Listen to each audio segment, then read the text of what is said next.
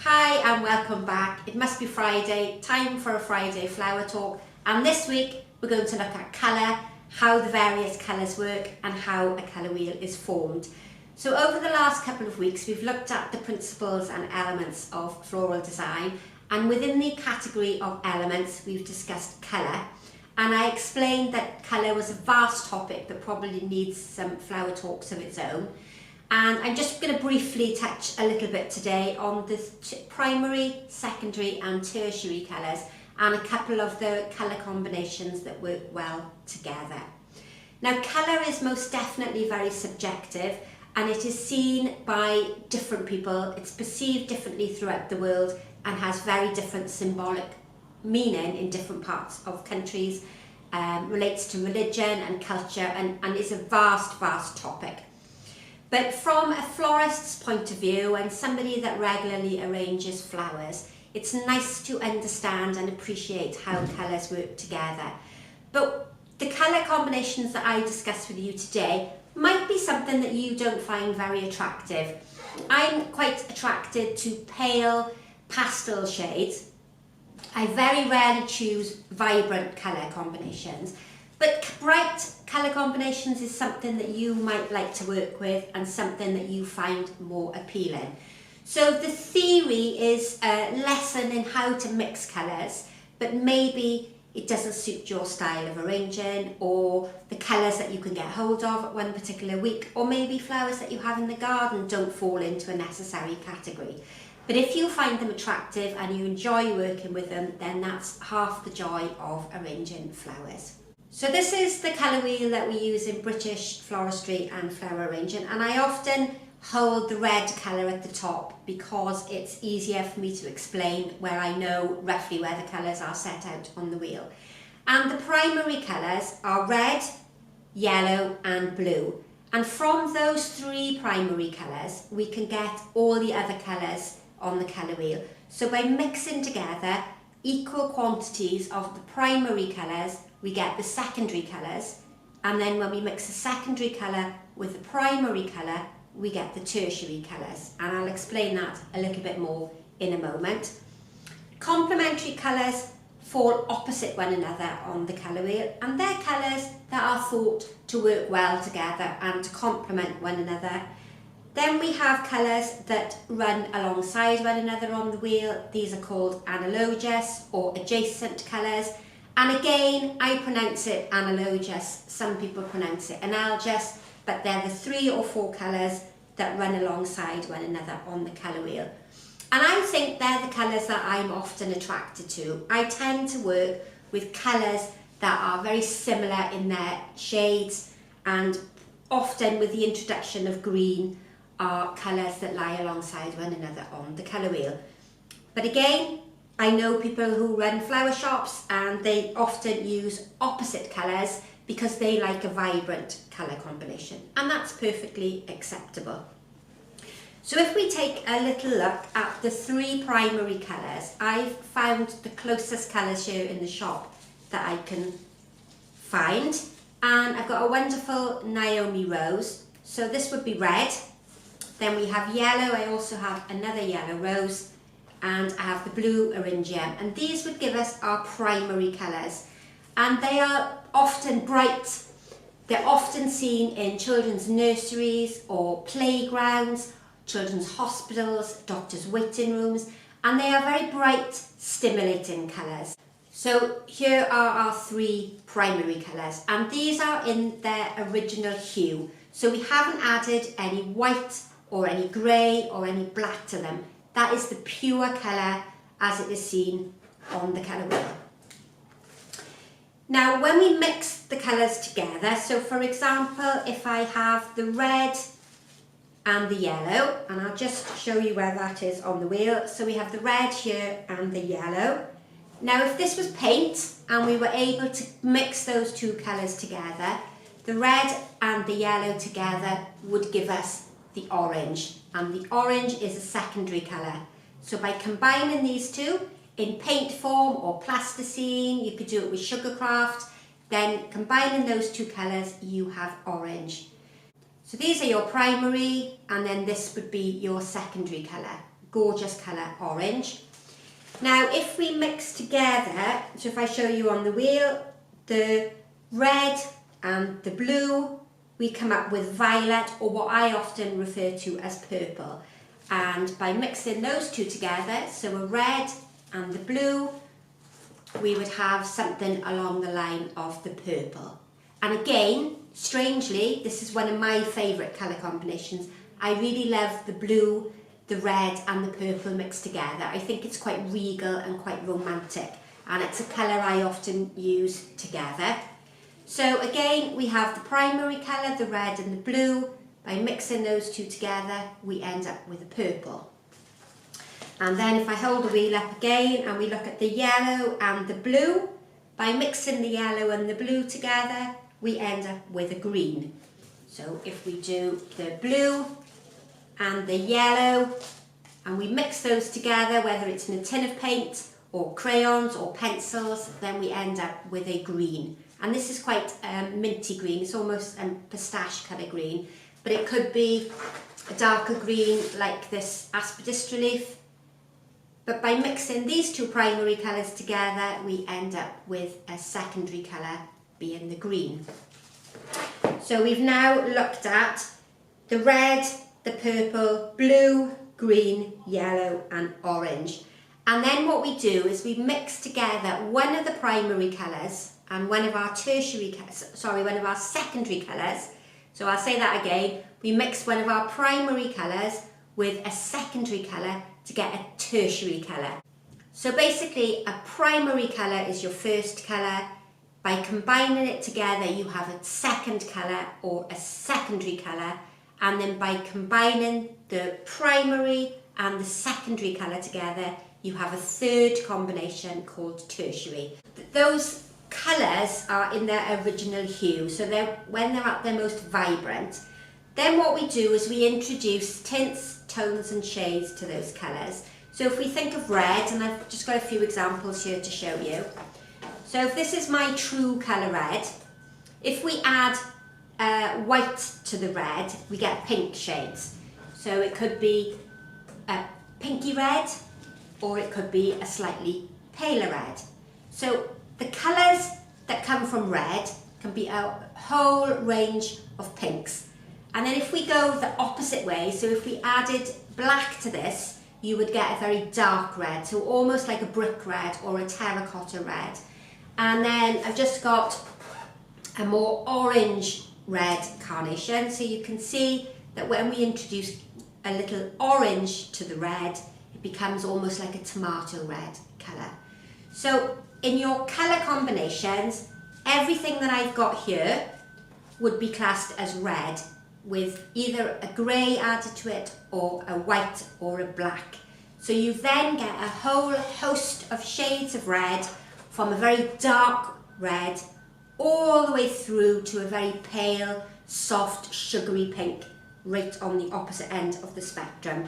So if you're thinking of using red and green as your colour combinations, as your complementary colours, so two that lie opposite one another on the wheel, you would choose anything from dark red all the way down to that sugary pink on the opposite end. And then if we look at greens, so I've got quite a few selections of green. Most of them are foliages.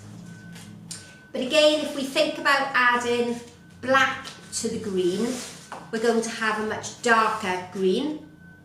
If we add white to our green, you're going to get a much paler, again a more sugary looking green. This one I would go as far as to say is almost a yellowy green, because if we look at the underside, it's got much more of a yellow colour than the top section, which is darker green. So we've got a big range there of greens, different shades of greens, and those mixed together with our reds would give us a complementary colour harmony. So colours, two colours on the opposite end of the wheel. So then if we take a look at orange, so I would say this is quite a mid-range orange. If we added a black to this to darken it, we would get almost a terracotta or a very dark clay sort of colour orange. If we go the opposite end of the spectrum and we add white to it, you're almost going to get an apricot colour into that orange. So they're still oranges and they still come from the same hue, but these are tints, tones and shades of that orange colour. And I've got a few examples. We've even got a Hypericum berry there, and I've got a beautiful, this one is the parrot tulip. So we've got, just within that one flower itself, a range of different colours, different tints, tones and shades of the orange. So if we were looking to do a monochromatic colour harmony, so that would be tints, tones and shades of one colour. So mono meaning one, this would be a perfectly acceptable colour combination because that's all different shades of orange combined together. Very pretty, I like that colour combination. So if we look then at the purples, again I've got a few examples of purple. So that for me is quite a dark colour purple, and if you look at the centre, it has the yellow centre in the middle there. So that one on its own is a complementary colour harmony. So we have the yellow and the lilac or the indigo, which are opposite colours on the colour wheel. Then I've got a very pale shade of spray rose, but again comes from your purples. Then I have a slightly darker single rose, and this one has a wonderful darker colour on the edge. Then we go right to the opposite end of the spectrum and we have a dark purple. So this would be something that would have had black added to it, so a much darker shade. And again, this one, I suppose, this is sold as lilac. But I suppose that could almost fall under the pink category. It's very much like a pink colour combination. So again, this is why it's important to make sure that your customer understands how colours work, because this to them could be pink, whereas to me, I would refer to it as lilac. And at the moment, I seem to have a whole host of purples here in the workroom. And again, a Astrantia, very dark example, and I've got a wonderful Cymbidium orchid, again a nice dark colour, great example of all the tints, the tones and the shades of purple and how they work together. And one that I haven't mentioned is the freesia, very pale, very soft and really quite delicate in its textures. So if you were looking to use tints, tones and shades of purple or violet, this is the type of colour combination that you would come up with. And often this is a colour combination that we work a lot with in weddings. You will maybe have the bridesmaid's dress, which could be this darker shade of purple, and then we would incorporate all these various tints, tones and shades to enhance and to complement the bridesmaid's dresses. So we've looked there at 3 separate colours. Now if I just show you the wheel again, if we look at complementary colour harmonies, so they're colours that lie opposite one another, that would be your red and your green. So we'll just get the 2 carnations. So complementary colour harmony with the red and the green. Then if we look at our lilac or the purple, opposite the purple is yellow, so it would be a very vibrant, or it could be a pastel shade of yellow. And I think I'm going to use the September flower because I do like this colour combination together. Now for me that says spring, it's a very springtime colour combination. We often see daffodils in yellow and irises with the blue and yellow stripe.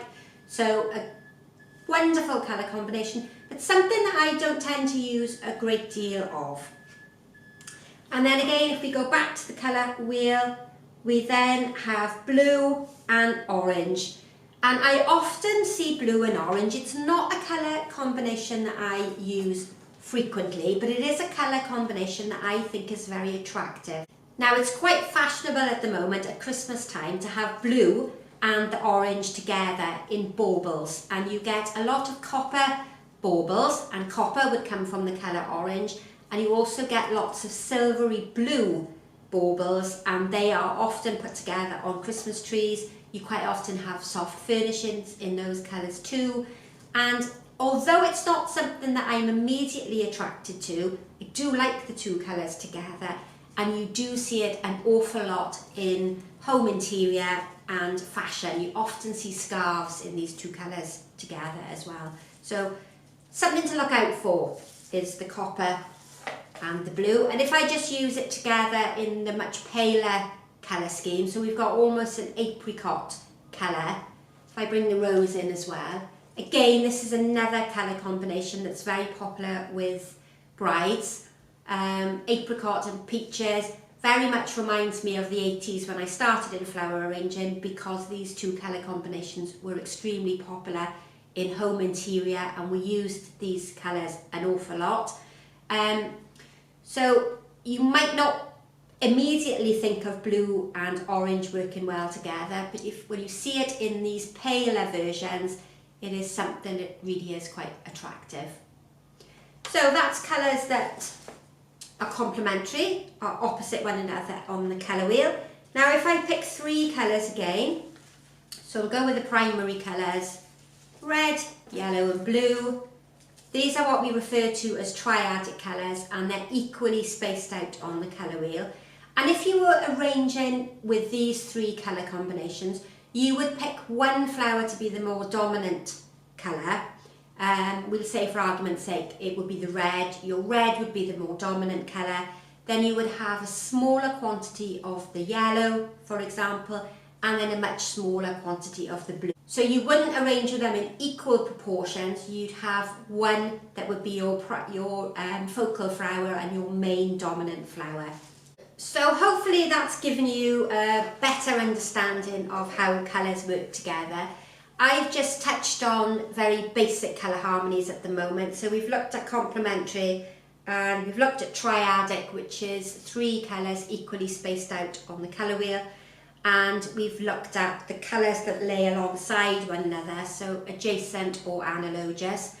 And what I often suggest to people is to have a look at interior design, fashion, clothing. Take a look at scarves and accessories and see how the colours work together and whether or not you can identify them as a colour harmony from within the colour wheel. Don't worry too much when you're starting about choosing colours that are from the colour wheel and from a specific colour harmony. Just use things that you think are attractive and things that you enjoy working with, and then work backwards and see if they fall into the categories of the colour wheel. Some people are fantastic at using colour. They're very good at clothing and accessories and soft furnishing and that type of thing. Other people see colour very differently and they like to have clashing or contrasting materials together. So as I explained in the beginning, what's right for one person isn't often right for the next person. So I'm hoping you've enjoyed this Friday Flower Talk. Don't forget to come back on Monday where we're going to revisit the diagonal arrangement that I did in the Back to Basics series. So have a great weekend. Hopefully we'll see you next week. Get out and about on one of your walks and see what colours you can see. Grab a couple of magazines and look for colour combinations in home interior, and just try and expand your knowledge a bit on how colours work together. Have a great weekend everybody, and we'll see you next week. Bye for now.